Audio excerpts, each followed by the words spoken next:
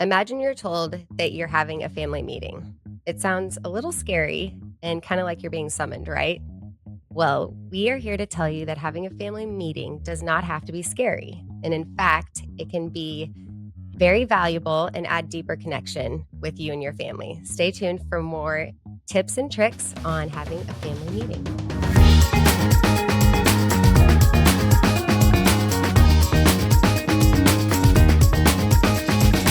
Welcome, welcome. Thanks for joining us. This is Your Life Simplified. I'm Whitney Reagan, Wealth Advisor here at Mariner, and I am thrilled that we piqued your interest on the family meeting topic. I'm also very excited because I am a new co-host of the podcast. It's kind of a dream come true for me. So this is very exciting. I am also very fortunate to be joined by my colleague and also one of my favorite people, Dan Sharkey. He is a certified financial planner and a senior wealth advisor here at Mariner. He's also actually new to the podcast hosting team. How you doing, Dan? I'm great. It's great to be here. We're going to be seeing a lot of each other, so this is tremendously exciting. That's right. So hopefully we don't screw anything up, right? From your lips to God's ears. Yeah. Okay, so I feel like, well, actually, you thought of this topic, and I was equally as passionate about it. So I want to jump into asking some questions, but I think first and foremost, we should probably kick off things by telling the audience why we are even qualified to talk about this topic. So maybe add a little credibility here and Mhm. give us a little background on why this is important to you and why we should be talking about it. Sure. I mean, I think that's probably the fairest question to ask right off the jump. So thank you for kind of teeing that up. First, we don't really want to portray ourselves as some sort of family expert or guru. That's really not the goal here. To do this job well, you have to have a requisite level of humility. So what we're just trying to do is talk through what our experience has been, some of the tools and tips that you mentioned to help families address these concerns, and hopefully that you can take away some of those things and put them into practice in your own life. So in a previous life before Mariner, I was a client advisor at a family office. And in my role here as a senior wealth advisor, this is really one of the core elements that we have for families. We've done dozens of these family meetings, and that goes from everything from actually being in the room and leading them and stewarding those directly, advising parents and other clients on how they can do this on their own, or just really walking them through as to why this would be a good idea. From my perspective, it's really one of the more critical functions that we have. And we've seen firsthand families who have implemented some of these tips and tricks really have more successful outcomes. And one of the points that I want to make, especially for everyone listening, is that you do not need to have hundreds of millions of dollars to do this successfully.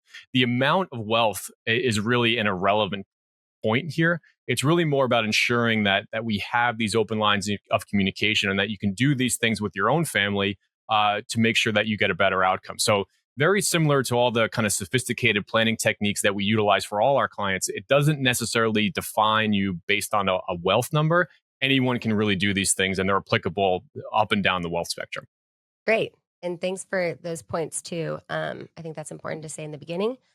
From my perspective, similar to Dan, I'm a wealth advisor, and we have a lot of clients across all different levels of wealth, and we have helped them to we've given them guidance on talking to their families or their children around money.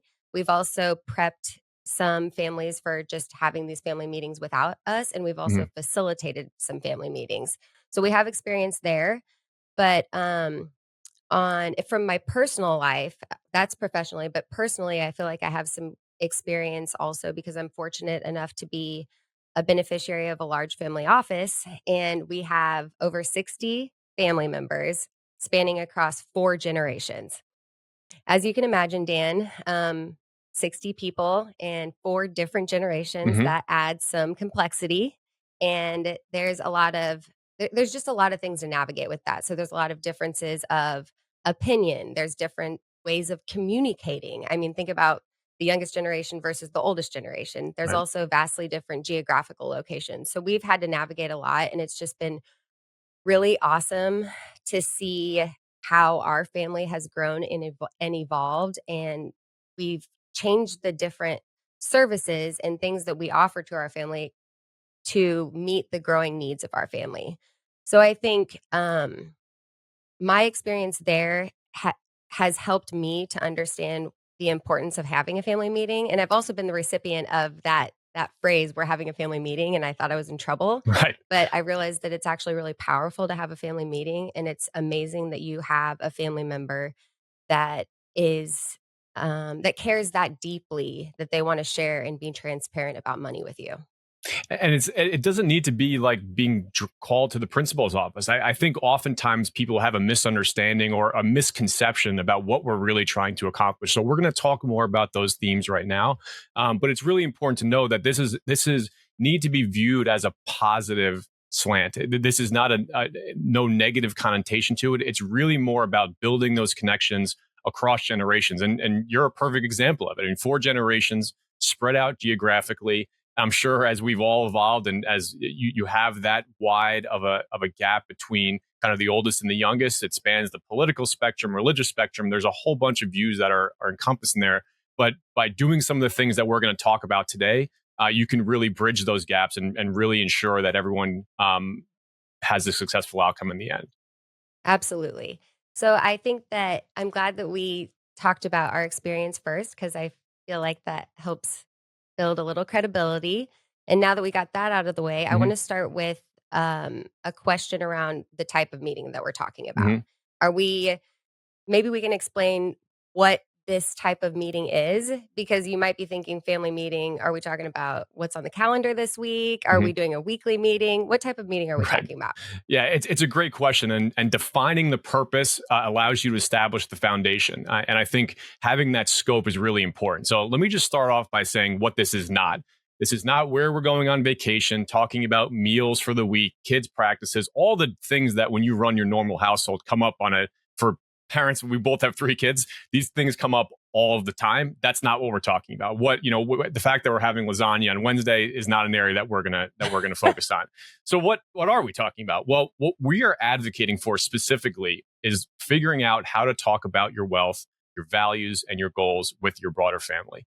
Typically, that involves the wealth creators, or what we would affectionately call Generation One, and perhaps their children, their grandchildren. But it can also include all non-traditional families. That's stepchildren, godchildren, nieces, nephews, partners, whatever the case may be. If the family dynamics continually change, and that's a wonderful thing. And these techniques and tools apply to all of those different situations that you may have. Every client's going to be slightly different, but know that this applies to your situation, even if you don't fall into one of those kind of classical categories. I also want to just clearly define what we mean by wealth, because typically people think wealth and they think financial assets, and that is certainly a part of this conversation. But we also think about what we would call human capital. What are the different talents, attributes, viewpoints that the broader family has? That is all tremendously important. If you think about a family's balance sheet, that those elements need to be captured on there. And just look at your own personal life. You mentioned 60 different people. They're all going to have unique things that they bring to the table, and that those attributes and differences should be valued. And it's just as important as the actual family's money. Absolutely. Human capital is a huge piece of that, and I think people just forget about that. I'm glad you mentioned it. So now that we've talked about the type of meeting, let's just get into what you can accomplish through these family meetings. What Why have them? What can we get out of them? To summarize it briefly, what we really want to do is talk about what the mission of the family is. And I don't mean to make that sound like this overarching theme that is hard to grasp, but what are the values, goals, and finances that you have that can create a successful outcome for what you want your family to be able to accomplish? It brings to kind of briefly summarize, it brings to the forefront, well, what is the plan? And more importantly, what do we potentially want the plan to be? And I'll give you kind of a clear example. So typically when we talk about estate planning here at Manor, it's a core pillar of what we do for all of our clients. When we think about what that plan is, we want to be able to communicate what again, going back to Generation One or the wealth creators, are what the plan is. How is it going to impact those that of subsequent generations? How do we make sure that we avoid any future conflict? One piece of advice that I think we would both hold dear is don't be the family that say, you know what, all my kids get along, they'll just figure it out when I'm gone. I promise you that that type of approach may work for someone, but it's going to work by accident. It's fraught with issues, should be avoided. And what we really want to do is figure out how can we have a conversation so that no one fills in the void with their own narrative. I'm going back to the estate planning example. We've had clients and they've come to us kind of after the fact, but one child got, let's say, a vacation home and the other child got financial assets because that's what mom and dad thought that they would want, but perhaps that's really not what the kids wanted, or there's some other way to have that potentially split up. And when you allow those types of scenarios into your life, there's a lot of confusion and potentially some resentment that is created. So by having an open conversation and really understanding what the plan is, you can really create this kind of long lasting success. And you can allow that plan to be driven by what's important to you as a family from generation to generation. And this is me to say this goes beyond money too. Being able to hear family stories, understand the connective tissue that brings you all together is really, really important. And one other piece that I think is critical, and we're going to talk about here in a second, but you don't necessarily need to talk about all the nitty gritty details about every dollar and every cent. You can really start small, but being able to just have the beginning stages of this conversation, realize it's not something that you need to shy away from. And by bringing it to the forefront, again, you're really increasing the odds that not only will you be successful in what you want to do, but that you're setting up your beneficiaries, heirs, children, grandchildren, whoever may fall under that umbrella into a much more successful future.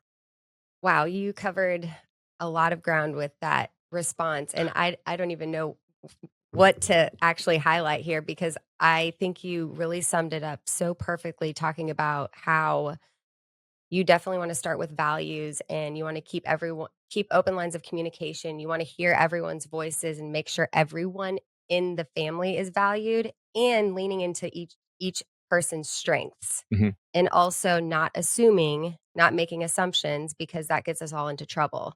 And if you put responsibility on your heirs and whether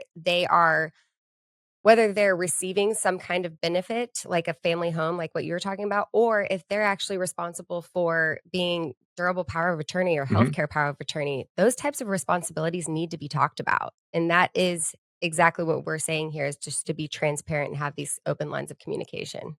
And I think you and I have talked about this, privately, but the idea of accountability, right, and getting buy-in from others that are impacted by this plan, with great privilege comes great responsibility, and I think being able to communicate that ensures that you empower those other beneficiaries, whoever they may be.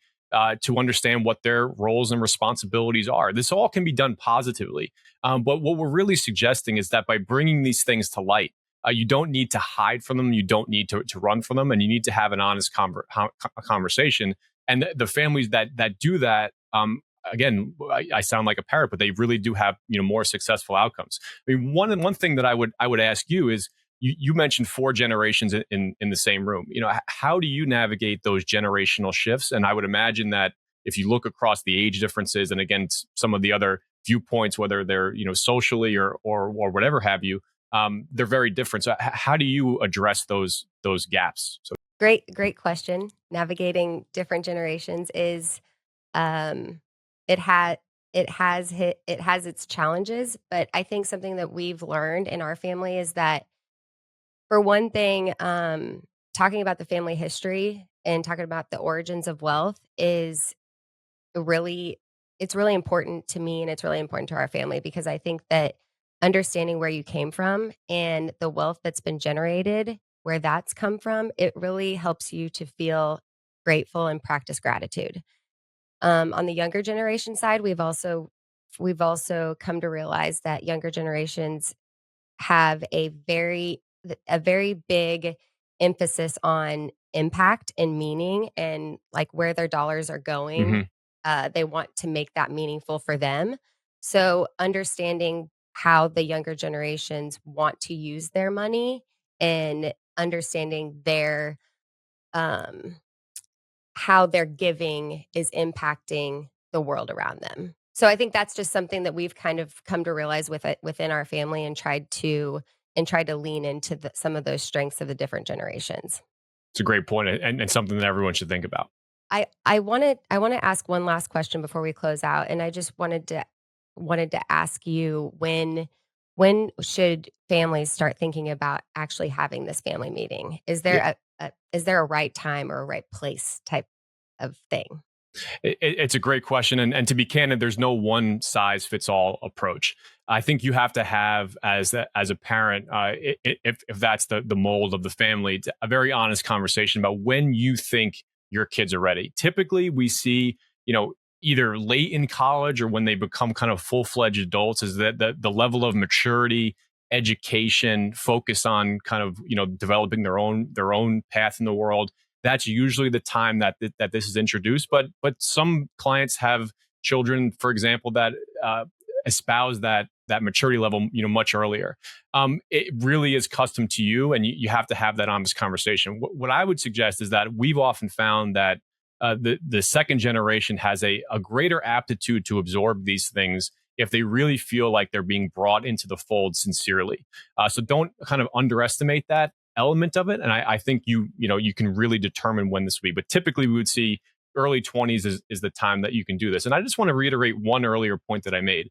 We are not necessarily advocating for you showing them everything, but beginning to have the conversation about that this is a comfortable topic. This is a safe space that we can begin to discuss. You can layer in, the dollar and cent signs later on. They don't necessarily need to come in meeting number one. This is something that you're going to do repeatedly over the subsequent years and decades. So start small, but don't be afraid to have that conversation. Great points. And I think the earlier you start, the better. Just giving your kids a chance to learn kind of financial acumen is hugely important and it's valuable. Absolutely. So I think that's all we have time for today. I really enjoyed hosting with you, Dan. This has been a dream come true. And I also want to say thank you to our listeners. Thanks for joining us. We hope that you really liked the topic today. And if you enjoyed it, come back for part 2. And if you did enjoy what you heard today and want to hear future conversations, please like or follow, subscribe wherever you listen to your podcasts. And we hope that you come back next time. And I hope you all have a fantastic rest of your week. The views expressed in this podcast are for informational and educational purposes only and do not consider any individual, personal, financial, legal, or tax situation. As such, the information contained herein intended and should not be construed as a specific recommendation, individualized tax, legal, or investment advice. Where specific advice is necessary or appropriate, individuals should contact their own professional tax and investment advisors or other professionals regarding their specific circumstances and needs prior to taking any action based upon this information. The information provided has been obtained from sources deemed reliable. However, the accuracy, completeness, and reliability cannot be guaranteed. Tax laws are subject to change, either prospectively or retroactively. Any opinions expressed are subject to change at any time without notice. There is no assurance that any investment, plan, or strategy will be successful. Investing involves risk, including the possible loss of principal. Past performance is no guarantee of future results, and any opinion expressed herein should not be viewed as an indicator of future performance. Mariner is the marketing name for the financial services business of Mariner Wealth Advisors, LLC, and its subsidiaries. Investment advisory services are provided through the brands Mariner Wealth, Mariner Independent, Mariner Institutional, Mariner Ultra, and Mariner Workplace, each of which is a business name of the registered investment advisory entities of Mariner. For additional information about each of the registered investment advisory entities of Mariner, including fees and services, please contact Mariner or refer to each entity's Form ADV Part 2A, which is available on the Investment Advisor Public Disclosure website, www.advisorinfo.sec.gov. Registration of an investment advisor does not imply a certain level of skill or training.